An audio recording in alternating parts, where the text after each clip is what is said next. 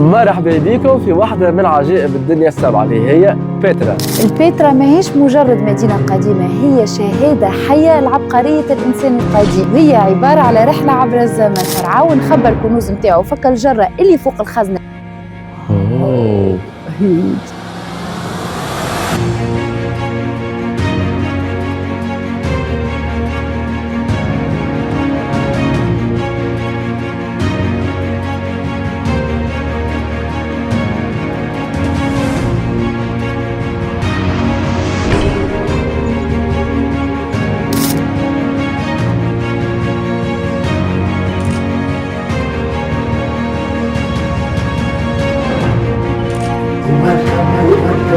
صباح النور والياسمين من بيترا.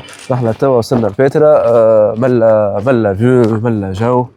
ايش قولكم في الاوتفيت نتاعنا؟ لبسنا الشيل ولا شو يسميوه هما ابار الشيل؟ الشيل، وفما شكون يقول كوفية. كوفي اي. اما هما الاكثر يقولوا الشيل. نحن توا في واحدة من عجائب الدنيا السبع، متشوقين برشا باش نشوفوها، وقعدنا نستناو في اللحظة هذه، عندنا برشا. هلا فينالمون وصلنا. باش نمشيو معاكم. راهو بيترا دينا من فيزيتور سنتر، من المدخل راهي طويله، باش نوريكم الرحله الكل، التجربه الكل مع بعضنا. الحاجه اللي نحبوا نوضحوها لكم اللي راهو سيركوي البيترا طويل برشا، كاين باش تبداه من اوله كيما عملنا نحن وتوصل للاخر بالكل وترجعوا تحب لكم من 8 ل 9 سوايع، ولا تجموا تعملوا كان شطر ولا نعملوا كيفنا نحن باش نعملوا السيركوي من الاول للاخر ان شاء الله، ومن بعد نرجعوا ناخذوا شاتل باس. المعلومه اللي نحبوا نعطيوها لكم اللي برشا ما يعرفوهاش، اللي فما شاتل باس كل نص ساعه، في بالي اخر واحد يخرج الخمسة بتاع العشيه، كي توصلوا للاخر يرجعكم هو، وذاك احسن حل تعملوه. نحن ان شاء الله باش نعملوا هكاكا، وهنا باش نهزوكم معانا. على فكرة بيترا راهي أدرجت واحدة من عجائب الدنيا السبعة 2007. هي تسمى المدينة الوردية. هي مدينة راهي منحوتة الكل في وسط صخرة، وعملوها الأنباط اللي هما عرب كانوا شغالين في التجارة وفي الهندسة، وكانت راهي مركز مهم برشا للتجاره. اسست راهي في العهد الرابع قبل الميلاد، وكان اي واحد ماشي لمصر الى ماشي لبلاد الشام، ماشي اي مركز تجاري في العالم يتعدى ببيترا. وعلاش اسمها البيترا؟ لانه بيترا باللغه اليونانيه هي الصخره، وهي مدينه منحوته الكل في وسط صخره، من هذاك جاء الاسم. وتعرفت بالوقت ولات معناها مركز سياحي، يجيوها السياح الكل يشوفوا المعلم هذا. ثنيه الكل باش تلقاوها الحجر هذيا، وسبحان الله والأنباط عملوا وش بناو. شوفوا قبل كيفاش كانوا ياخذوا الصخرة والكلها تحسها كأنها بيوت. هذاك علاش هي واحدة من عجائب الدنيا السبعة. والحاجة اللي تميز بيترا أنه فيها برشا معالم، كيما دير، كيما سيق، كيما الخزان. الدير يعتقد أنه ما كان قبل معبد للأنباط. السيق هو ممر باش تشوفوه زاد يهز المدينة القديمة.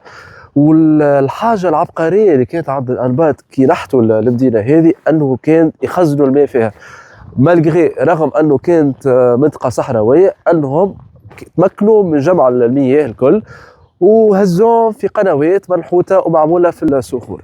هذه حاجة تبين أنه الأنباط العرب القدماء كانوا مغرومين بالهندسة وفي التجارة، وهي زاد معلم كان له تأثير كبير في التاريخ العربي. من هنا نكون وصلنا رسميا لبداية البيترا.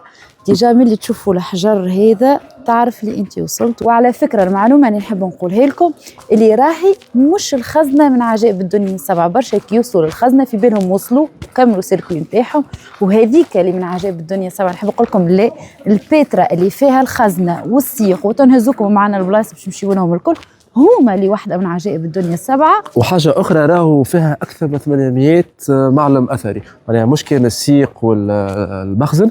وحاجة أخرى نحب نقولها لكم أنه برشا عباد ما يعرفوهاش، أنه بيترا هي أوكي تابعة اليونسكو، لكن عام 1812 اكتشفها واحد من سويسرا اسمه يوهان لودفيك. كيفاش اكتشف البيترا؟ نكر في زي بتاع واحد عربي وقام في جولة لنا، اكتشف المعلم هذا. من وقتها ولا معلم تاريخي يجيوه السياح. معلومة أخرى، راهي البيترا مش كان حاجات اللي باش نشوفوها، مازالوا حاجات في باطن الأرض إلى يومنا هذا مازالوا ما حفظوهاش ما طلعوهاش، معناها مازالت برشا كنوز مخبية في هالبلاصة المزيانة هذه. خليني نوريكم الاستقبال اللي نستقبلوه دوب ما تدخلوا باش يلقاو الحراس هذوما يستناو فيكم. السلام عليكم. هذا هو مدخل البيترا، مدخل السيق. هذا قبل كان على اليمين وعلى اليسار كان فما خشب، وفما زيادة كانت راهو على اليسار هذاك لنقل المياه. فما اول فوق اول البلاد فما عين اسمها عين موسى يتعدى فيها الماء ويتخزن، وكيك عملوا سيستم بالحق برشا بتاع تخزين المياه. يعني مصدر المياه كان في عهد الأنباط هو عين موسى. وحاجه اخرى نحب نقولها لكم في الباترا، انه اللون نتاع الصخور اللي تراو فيهم يتغير حسب وقت الشمس، ساعات يكون وردي، ساعات يكون احمر، ساعات يكون برتقالي، ابار انه يتبدل الالوان. برشا عباد باش يقولوا لي مثلوا فيها افلام، اي مثلوا فيها فيلم معروف الناس كلنا نعرفوه، فيلم كيما انديانا جونز. ومعلومه زياده على السريع، انه الخزنه كانت تستخدم لحفظ الكنوز. هذا باش مؤكد المعلومه الادق انه كانت تستخدم لتخزين المياه، خزان نتاع ماء مش نتاع كنوز. وفما نظريه اخرى تقول اللي الخزنه كانت عباره على مقبره، والله اعلم شنو هي الروايه صحيحه. انتم كان تعرفوا الحكايه صحيحه ولا الروايه القريبه من الواقع قولونا في كومنتير. ما زلنا نتمشيو في السيق، خلينا نعطيكم فكره على سوم التيكي. قبل كان الدينار أردني اللي هي تقريبا 4000 تونسية كيفنا كيف الأردنيين. توا للأسف فما سوم للأجانب وفما سوم للعرب. الأجانب 50 دينار أردني اللي هي تقريبا 200 دينار تونسية، وبالنسبة نحن توانسة وعرب بصفة عامة 30 دينار أردني اللي هي 120 دينار تونسية. تسمى غليت بارابور قبل نحكي على 4000 راهو، معناها نحكي على عامين 3 سنين تاني مش برشا راهو. توا برجولة تسمى غالية، مي واحدة من عجائب الدنيا 7، دونك لازم حد يهون، ولازم معناها كيف تجيو الأردن ما تفلتوش. نعاود نقول لكم ما تفلتوش باترا، راهي نهيرين تعديوهم لنا تعملوا جو. هو صحيح موضوعنا على البيترا، أما زاد نحب نقول لكم للأردن بلاد مزيانة برشا، فيها برشا مدن مزيانين. مشينا للسلط، مشينا لزيد ذكرني هدود، مشينا للسلط، مشينا للجرش، مشينا للعمان، مشينا المدبة، باترا، ويديرون في البروجرام ان شاء الله. العقبة يمكن. ما تقلقوش، كيف تجيو على جمعة 8 ايام باهيين، تتنقلوا من بلاصه لبلاصه باهيه على الاخر. الحاجه اللي عجبتني في الاردن اللي هي تلم كل شيء. تلقى واحده من عجائب الدنيا 7، تلقى البحر، تلقى الصحراء، تلقى الغابات، تلقى التاريخ، يعني تلقى كل شيء في بلاصه واحده في بلاد واحده، يعني ما تقلقوش. سينا حتى مازلنا نمشيو في السيق، مازلنا ما وصلناش الخزان، مازلنا في المدينه، الشارع اللي كان يوصل للمدينه القديمه. فكره راه في باترا ما يقولوش باترا كما نقولوا نحن، يقولوا الباترا بالباء. تقولوا باترا يقول لك شنو هي هذه الباترا. تمتد راهي تقريبا على 40 كيلومتر، وبالمدخل الرئيسي المدخل السياح الى الخزان تقريبا 5 كيلومترات.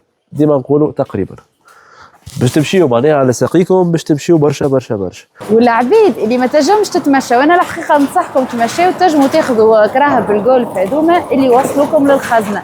اما انا على حسب رايي الشخصي ننصحكم تتمشيو وتتمتعوا، خاطر ما تنجموا تتمتعوا بالجمال هذايا وتحسوه كان كي تتمشيو في وسطه وتمسوا الحجر. هو سبب في البلاصه اللي نحن فيها الكل. توا وصلنا لاخر مضيق والخزنه قدامنا، خلينا نشوفوها مع بعضنا. اوه هيوج ما شاء الله، الالوان وكالزخرفه وكيفاش منحوته في وسط الجبل بالكبر هذا. ما نجمش نحلمكم من الفيو هذا، لازم نوريك.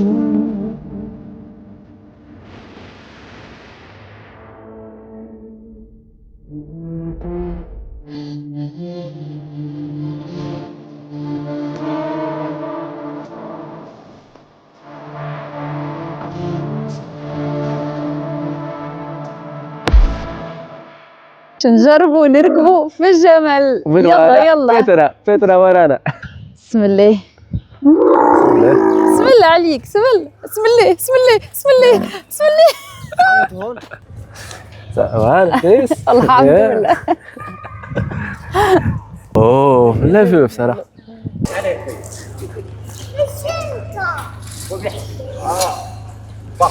سينو هذه الاجواء اليوم في الباترا اجواء خرافيه، فماش برشا عباد زاد اليوم.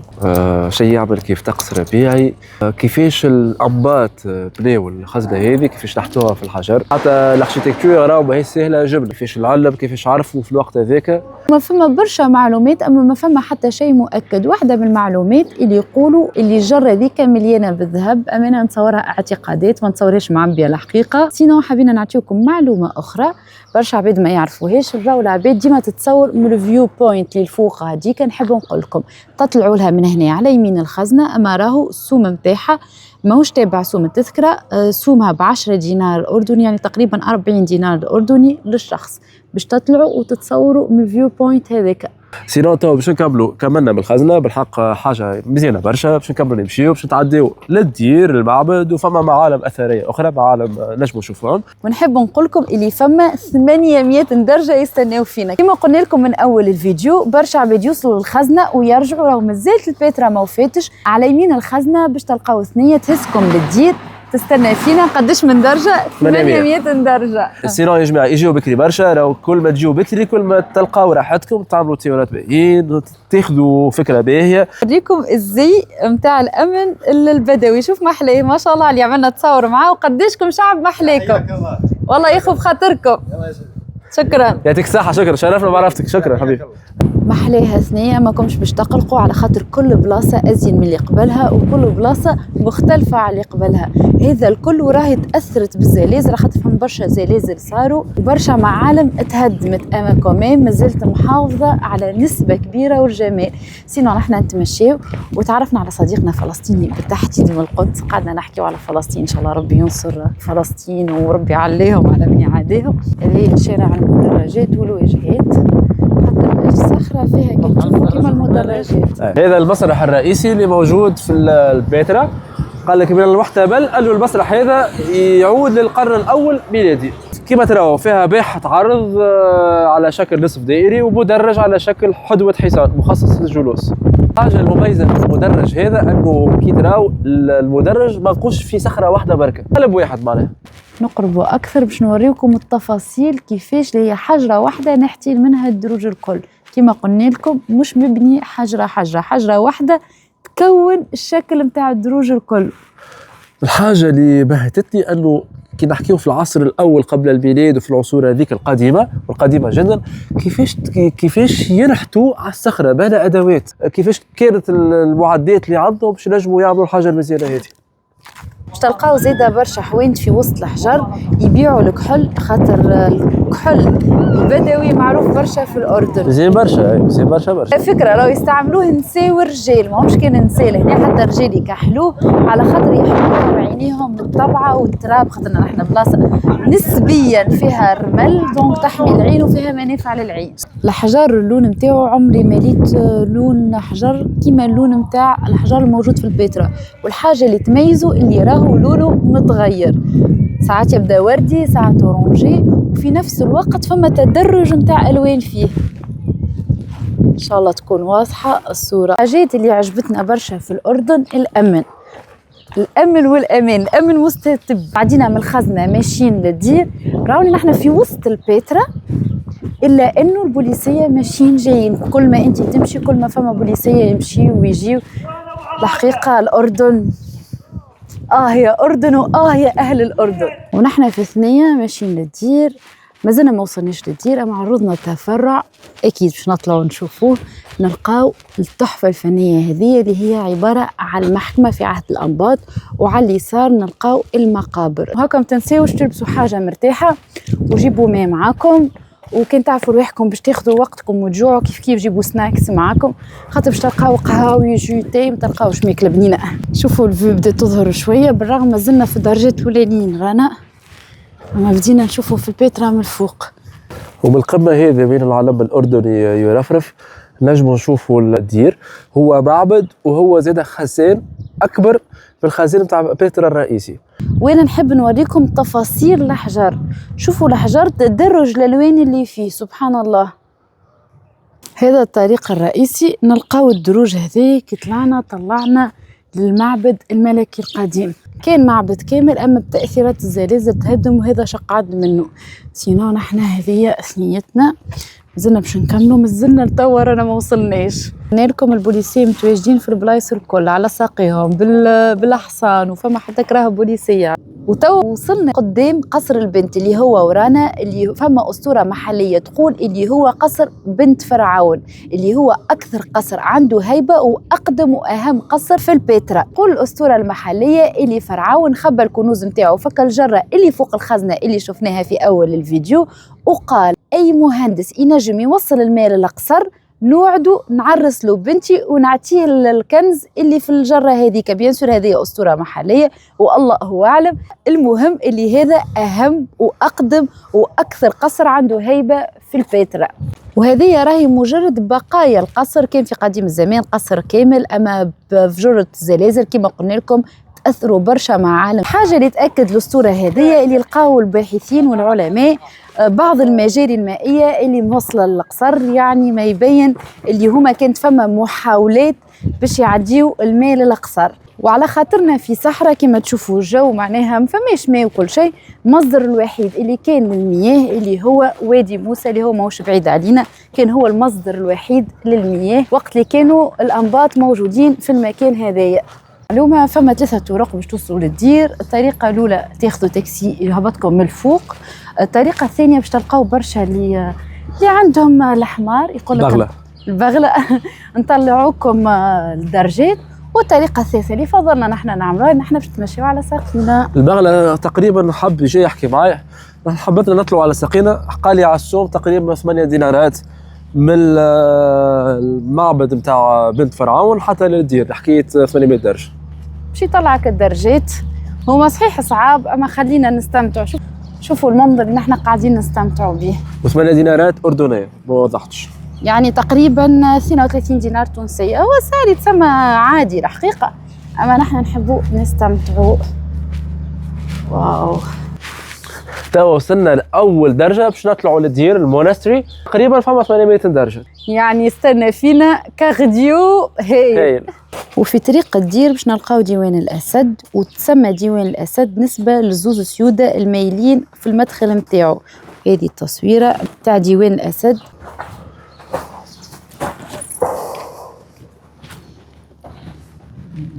هذا بقايا ديوان الأسد، خسارة المعالم مازالت ماهيش واضحة على خاطرها تضرت بالزلزال. هذه البقايا نتاعو. توا نرجعوا باش نكملوا ثنيتنا للدير، نرجعوا للدروج اللي عدينا يمكن كان الربع نتاعو، يعني تقريبا مازلنا في الاول نتاعو. Be careful. راسك مشبوك. Be careful.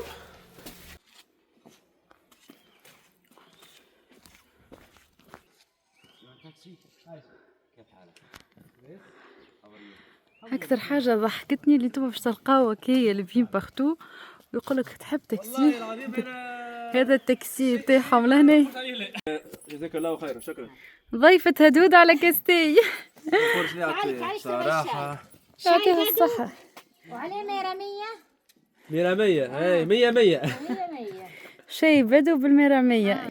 يعطيك الخير وربي يفضلك ان شاء الله، ربي يطعمك من الجنة. امين يا رب، احنا وياكم. شكرا. اقعدوا هناك يعني اذا ترتاحوا. فوز صغيرة حبيت نوريكم وين وصلنا.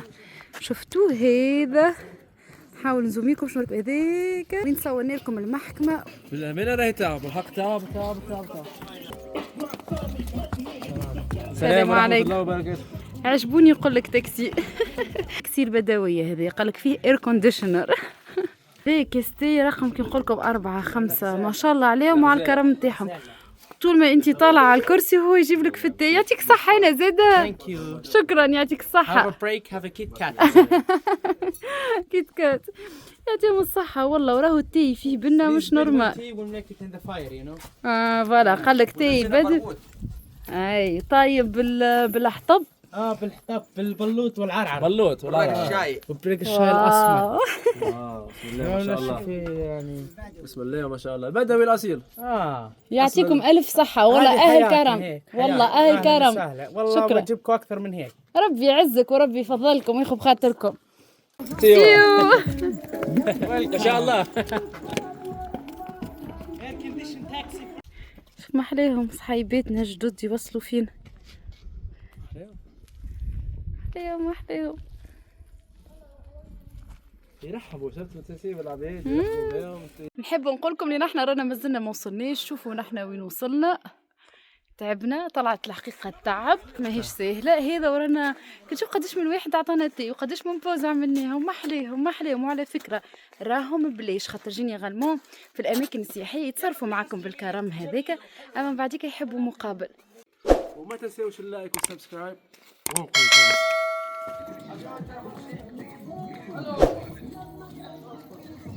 نعملوا فيديو. ايوه يلا لوك راوند 1 2 اثنين، 3.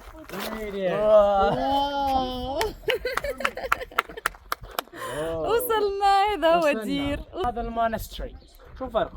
هو بيجي يعني 2 تايم بيجر يعني فهمت كيف؟ اكبر من الخزنه. اكبر من الخزنه.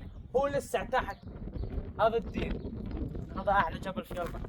اعلى جبل اعلى في جبل. البدر. في كمان جبل ثاني مقام النبي هارون. ميدت. وصلنا للدير. وصلنا للدير والمطر وربي يعطي خيره. على فكرة عندهم تقريبا 5 سنين ما صبتش المطر. وجنا وجه خير، جبنا لهم لغاية النافع معانا. والله وجهنا وجه خير.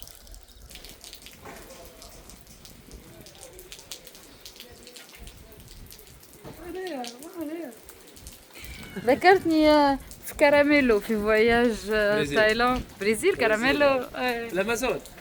في الامازون وقتها كراميلو. في الامازون.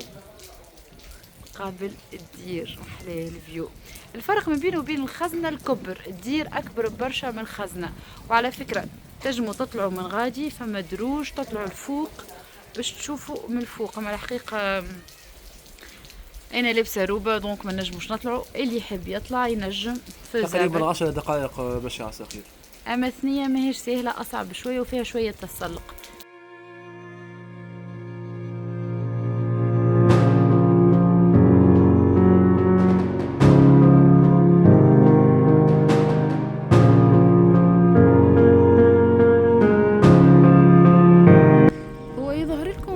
عادي اللي انا قاعده نصور فيها هدهود، اما نحب نوريكم الحقيقه هدهود وين بالضبط.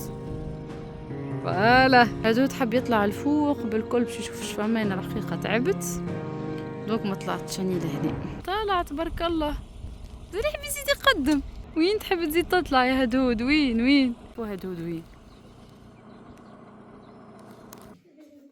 اهلا وسهلا. اهلا وسهلا. ومن هنا تكون وفات رحلتنا وجولتنا في بيترا. ان شاء الله يكون الفيديو عجبكم. ما تنساوش اللايك والسبسكرايب وانقروا الجرس. دمتم سعداء وان شاء الله ديما مسافرين.